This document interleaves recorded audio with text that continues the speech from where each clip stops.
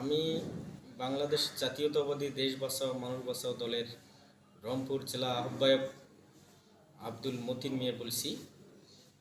আমি মনে করতেছি যে বাংলাদেশে যে 17 বছরে যে এই ফ্যাসিবাদী আওয়ামী লীগের যে নির্যাতন হয়েছিল, এর কারণে বাংলাদেশে কোনো মানুষ ঠিকমতো ভোট সেন্টারে যেতে পারে নাই, ভোট দিতে পারে নাই। আমরা মনে করতেছি যে বর্তমানে যে দায়িত্বে আছেন যে সরকার, ডক্টর ইউনূস সাহেব, এনার নেতৃত্বে বাংলাদেশে একটা সঠিক ভোট আমরা দেখার জন্য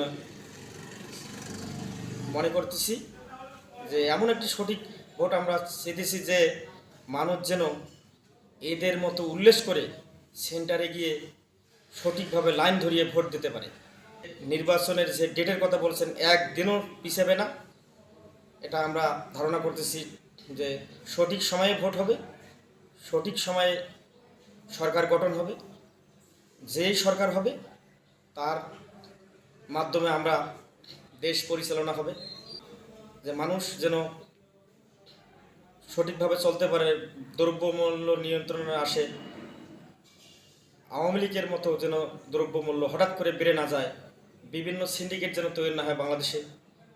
এটাই আমরা চাইতেছি যে এই যে গরিব মানুষ এখন বর্তমান যারা দায়িত্বে আছেন, যেভাবে দেখতেছেন, আবারও যে গণতান্ত্রিক পন্থীতে যে সরকার বাংলাদেশে আসবে সেই সরকারও আরও চেষ্টা করবে।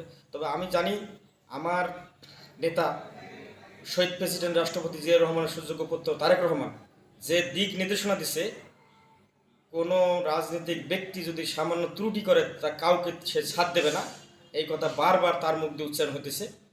এটা আমরা মনে করি যে সে সঠিক পন্থায় বাংলাদেশের রাজনীতি করবে। যদি কোনো সময় ভুল ভ্রান্তি তার ছিল, সব সংশোধন হবে।